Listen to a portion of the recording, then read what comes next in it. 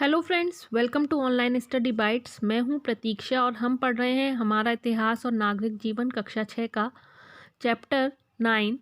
तो आज की वीडियो में हम गुप्त काल के बारे में जानेंगे। और अगर आपको वीडियो अच्छा लगता है तो प्लीज़ लाइक एंड शेयर ज़रूर करें और चैनल को सब्सक्राइब करके बेल आइकन पर प्रेस करना ना भूलें। तो चलिए स्टार्ट कर लेते हैं। आज हम 9 चैप्टर पढ़ने वाले हैं वीडियो में, और इसमें हम पढ़ेंगे श्रीगुप्त के बारे में, घटोत्कच, चंद्रगुप्त प्रथम, समुद्रगुप्त, चंद्रगुप्त द्वितीय, कुमारगुप्त तथा स्कंदगुप्त की राजनीतिक उपलब्धियां, गुप्त समाज एवं सांस्कृतिक उपलब्धियां। तो ये सारी चीज़ें हम आज के चैप्टर में पढ़ने वाले हैं। तो चलिए स्टार्ट कर लेते हैं, चलते हैं 9 चैप्टर गुप्त काल की ओर। लर्नर्स, अगर आप सीटेट की तैयारी कर रहे हैं तो आप अनअकैडमी के प्लस कोर्स के साथ जुड़कर पा सकते हैं बहुत सारे ऐसे फीचर्स जो आपके एग्ज़ाम की तैयारी को और भी बेहतर बनाते हैं। तो कौन कौन से फीचर्स आपको मिलते हैं ये हम देख लेते हैं। अगर आप अनअकैडमी प्लस के साथ जुड़ते हैं तो आपको मिलेगा learn live from the comfort of your home. इसके बाद unlimited access to all courses. Top educators हैं जो अनअकैडमी के साथ जुड़े हुए हैं, वो आपको इस प्लेटफॉर्म पर पढ़ाते हैं।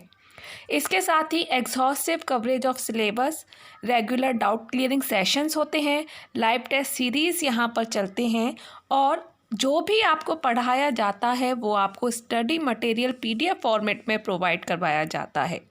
इसके साथ ही आंसर राइटिंग सेशंस होते हैं और टाइम पर मेंटरशिप एंड गाइडेंस चलता रहता है जो आपके एग्ज़ाम की तैयारी को और बेहतर बनाते हैं।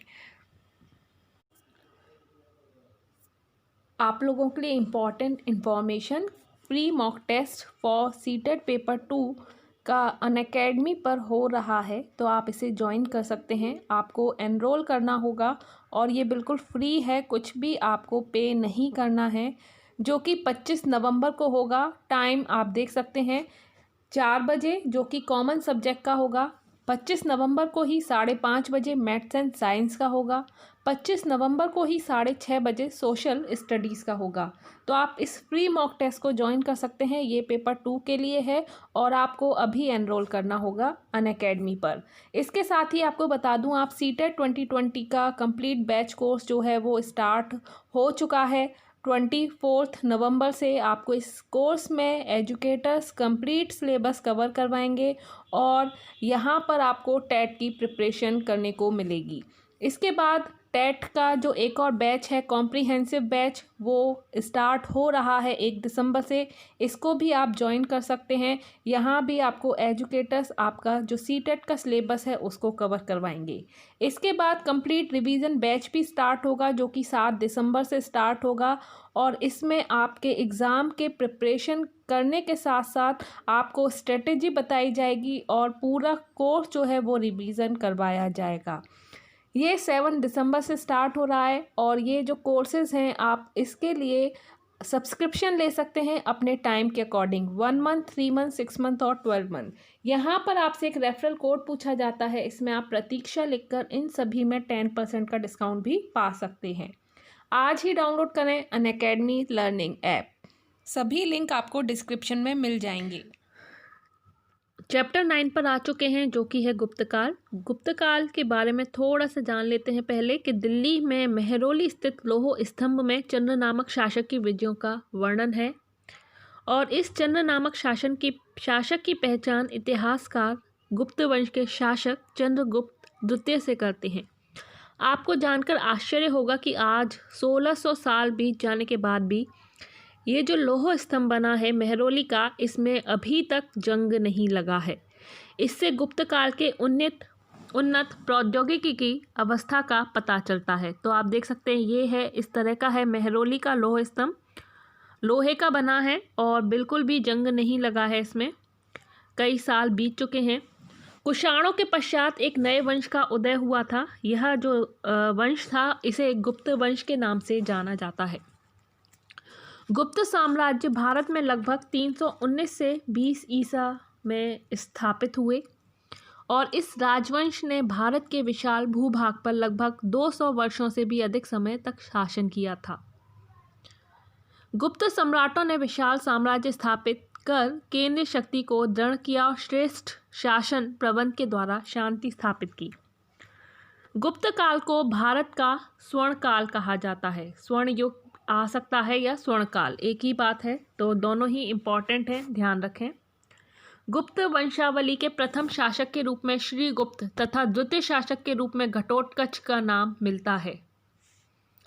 ये दोनों ही प्रभावहीन शासक थे। इस वंश के प्रथम शक्तिशाली शासक चंद्रगुप्त प्रथम थे, जिन्होंने महाराजा धिराज की उपाधि धारण की। चंद्रगुप्त प्रथम ने ही गुप्त संवत चलाया और इसकी रानी का नाम कुमार देवी था, जो लिच्छवी गणराज्य की राजकुमारी थी। तो ये क्वेश्चन आता है कई बार कि कुमार देवी किस गणराज्य की राजकुमारी थी, तो ये लिच्छवी गणराज्य की कुमारी थी। और इस वैवाहिक संबंध ने गुप्त सत्ता के विस्तार में महत्वपूर्ण भूमिका निभाई थी। इसके बाद हम पढ़ेंगे समुद्रगुप्त के बारे में। तो चंद्रगुप्त प्रथम के बाद उनके पुत्र समुद्रगुप्त शासक बने और समुद्रगुप्त महान विजेता थे। पश्चिमी इतिहासकारों ने समुद्रगुप्त की तुलना नेपोलियन से की थी, क्योंकि उसने कभी भी पराजय का सामना नहीं किया। समुद्रगुप्त ने आर्यावर्त के 9 शासकों को पराजित कर उनके राज्यों को अपने साम्राज्य में मिला लिया, जबकि दक्षिणापथ के 12 राज्यों को जीतने के बाद उसने उपहार प्राप्त कर मुक्त कर दिया, यानी कि कर प्राप्त करते थे और उसे मुक्त रखते थे। विजय प्राप्त करने के बाद समुद्रगुप्त ने अश्वमेघ यज्ञ किया और अश्वमेघ घोड़ा अंकित मुद्रा को चलाया। समुद्रगुप्त के विजयों का वर्णन प्रयाग प्रशस्ति में मिलता है। ये मोस्ट इंपॉर्टेंट है, कई बार क्वेश्चन आ चुका है। प्रयाग प्रशस्ति की रचना समुद्रगुप्त के दरबारी कवि हरिशेन ने की थी, जो इलाहाबाद स्थित अशोक स्तंभ पर उत्कीर्ण है। मोस्ट इंपॉर्टेंट लाइन है, मोस्ट इंपॉर्टेंट पैराग्राफ है, कई बार क्वेश्चन आपको मिल जाएंगे। तो आगे बढ़ते हैं। यहाँ गुप्त साम्राज्य का मैप दिया हुआ है। इसके बाद इस प्रशस्ति पर लिखे अक्षरों पर ध्यान दीजिए। ये प्रयाग प्रशस्ति है। इसमें से क्या किसी अक्षर को आप पहचानते हैं? इन अक्षरों को आपने पहले कहीं देखा है? तो ये प्रयाग प्रशस्ति है और वहाँ पर इस तरह के अक्षर आपको देखने को मिलेंगे। इसके बाद चंद्रगुप्त द्वितीय के बारे में पढ़ लेते हैं कि समुद्रगुप्त के बाद उनका पुत्र चंद्रगुप्त द्वितीय राजगद्दी पर बैठा। चंद्रगुप्त द्वितीय ने 400 वर्षों से मालवा व गुजरात में शासन कर रहे शकों को हराया। तो शक कहाँ पर शासन कर रहे थे? मालवा व गुजरात में। इन्होंने विक्रमादित्य की उपाधि भी धारण की। किसने विक्रमादित्य की उपाधि धारण की? तो चंद्रगुप्त द्वितीय ने, ध्यान रखिए। और महाराजा धिराज की उपाधि धारण की तो वो है चंद्रगुप्त प्रथम ने। विक्रम संवत जो चलाया गया है वो चंद्रगुप्त के द्वारा चलाया गया है। इसके बाद कुमारगुप्त और स्कंदगुप्त के बारे में पढ़ते हैं। चंद्रगुप्त विक्रमादित्य के बाद क्रमशः कुमारगुप्त व स्कंदगुप्त गद्दी पर बैठे। स्कंदगुप्त के शासनकाल में गुप्त साम्राज्य पर हूणों का आक्रमण हुआ। Most very very important question आपको हर साल देखने को मिलेगा कि हूणों का आक्रमण किस शासक के शासनकाल में हुआ। तब आपका आंसर क्या होगा? स्कंदगुप्त।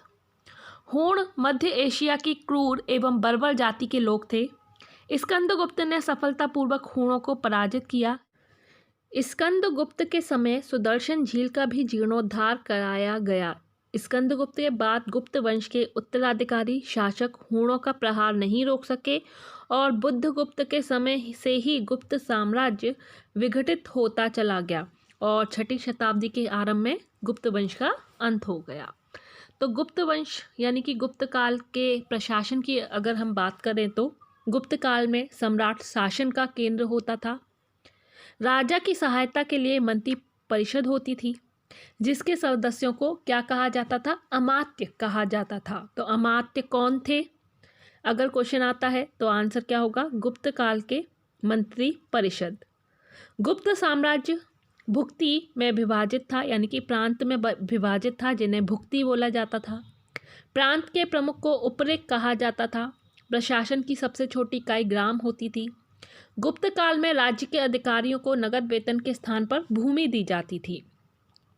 प्राचीन काल से चली आ रही राजस्व प्रणाली का अनुसरण किया गया और सामान्यतः कुल उपज का 1/6 भाग कर के रूप में लिया जाता था। धर्म की बात करें तो गुप्त शासक जो था वैष्णव धर्मानुयायी थे। इम्पॉर्टेंट है, ध्यान रखें। इन्होंने परम भागवत की उपाधि धारण की। गुप्त शासकों को राज के चिन्ह जो था वो गरुड़ था। ध्यान रखें, छोटा सा क्वेश्चन है, कभी कभी क्वेश्चन पूछ लिया जाता है कि गुप्त शासकों का राज के चिन्ह क्या है, तो गरुड़ था। गुप्त साम्राज्य की उपलब्धियों की बात करें तो संगीत, ये मोस्ट इम्पॉर्टेंट है, कई बार क्वेश्चन आया है, ध्यान रखें इसको भी। गुप्त सम्राट संगीत प्रेमी थे और कुछ सिक्कों पर वीणा बजाते हुए सम्राट समुद्रगुप्त का चित्र अंकित है।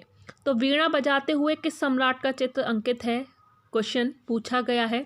बहुत सारे एग्जाम में आप देखेंगे ऐसे क्वेश्चन। तो आंसर क्या होगा, समुद्रगुप्त होगा। कला की बात करें तो स्थापत्य, मूर्तिकला और चित्रकला इस युग की महान देन है। भूमरा नामक स्थान पर शिव मंदिर का चबूतरा और शिवलिंग ही शेष रह गए हैं। गुप्तकालीन मंदिर का सर्वोत्तम उदाहरण देवगण का दशावतार मंदिर भी है। मूर्तियां हिंदू, वैष्णव, शैव, बौद्ध, जैन आदि सभी धर्मों से संबंधित हैं। मूर्तियों का निर्माण सफ़ेद बलुआ पत्थरों से हुआ है और गुप्त काल में विशेष प्रकार के पत्थर के स्तंभ भी बनाए जाते थे। इसके बाद जो इम्पोर्टेंट है, औरंगाबाद महाराष्ट्र के पास जो अजंता की गुफाएं हैं, गुफा की दीवारों पर बुद्ध के जीवन से संबंधित घटनाओं का चित्रांकन है, जिन्हें भित्ति चित्र कहते हैं। इन चित्रों के रंग आज भी लगभग वैसे ही हैं जैसे शुरू में थे। साहित्य की बात करें तो गुप्त काल में साहित्य के क्षेत्र में काफ़ी प्रगति हुई। चंद्रगुप्त द्वितीय जो थे वो विक्रमादित्य के दरबार में नवरत्न थे। इन नवरत्नों में कालिदास भी एक थे। कालिदास की जो प्रमुख रचनाएं थीं उसमें अभिज्ञान शाकुंतलम, रघुवंशम, कुमार संभवम, तीनों ही ध्यान रखें, क्वेश्चन आ जाता है। इसी काल में शूद्रक नामक जो रचयिता थे वो भी थे। उन्होंने मृच्छकटिकम तथा विशाख दत्त ने मुद्र राक्षस नामक की प्रसिद्ध नाटक लिखी। इस काल में पुराणों पर आधारित पंचतंत्र की रचना की गई, जिसमें लिखी गई कहानियाँ बच्चों को सूझबूझ की जानकारी देती हैं। और रामायण महाभारत को भी इसी समय अंतिम रूप दिया गया। तो ये जो पंचतंत्र है ये विष्णु शर्मा के द्वारा लिखी गई कहानियाँ हैं। आप काफ़ी जगह सुनते होंगे। इसके बाद विज्ञान की बात करें तो इस काल में विज्ञान के क्षेत्र में विशेष प्रगति हुई और सबसे प्रसिद्ध जो वैज्ञानिक थे इस काल के, गुप्त काल की बात हो रही है, क्वेश्चन आता है कि आर्यभट्ट किस काल से संबंधित हैं, तो आंसर क्या होगा, गुप्त काल। तो ये प्रसिद्ध वैज्ञानिक थे आर्यभट्ट और इन्होंने बताया पहली बार कि पृथ्वी गोल है और वह सूर्य का चक्कर लगाती है। इनके सम्मान में ही भारत के में प्रथम कृत्रिम उपग्रह का नाम आर्यभट्ट रखा गया। मेहरौली का लौह स्तंभ वैज्ञानिक प्रगति का भी एक बेजोड़ नमूना है। इसके बाद बराहमिहिर भी काफ़ी फेमस हैं। उन्होंने चंद्रगुप्त विक्रमादित्य द्वितीय के दरबार में नवरत्नों में से एक थे वह भी। बराहमिहिर विज्ञान के इतिहास के प्रथम व्यक्ति थे जिन्होंने कहा कि कोई शक्ति ऐसी है जो चीज़ों को ज़मीन के साथ चिपकाए रखती है और आज इसी शक्ति को क्या कहते हैं, गुरुत्वाकर्षण कहते हैं। तो बराहमिहिर बहुत पहले बता चुके थे, न्यूटन से भी पहले। तो आप ध्यान रखें कि ये बराहमिहिर हैं जिन्होंने गुरुत्वाकर्षण के बारे में काफ़ी पहले बोल दिया था।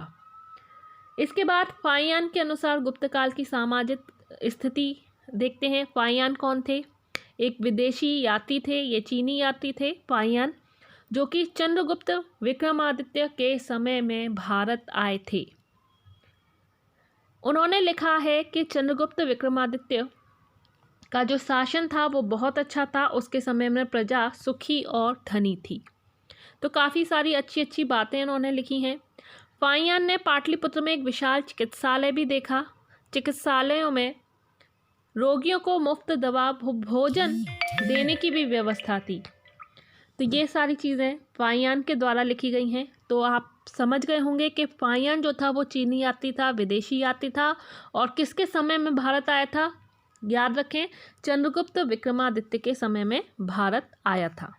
तो इसी के साथ यहाँ पर हमारा चैप्टर जो है वो एंड होता है और यहाँ सही मिलान दिए हुए हैं, सही मिलान कर लेते हैं। कालिदास, शूद्रक, विशाखदत्त, वराहमिहिर और आर्यभट्ट, यहाँ पर एक जगह रचिता है और एक तरफ उनकी रचनाएं। कालिदास अभिज्ञान शाकुंतलम मैच करें।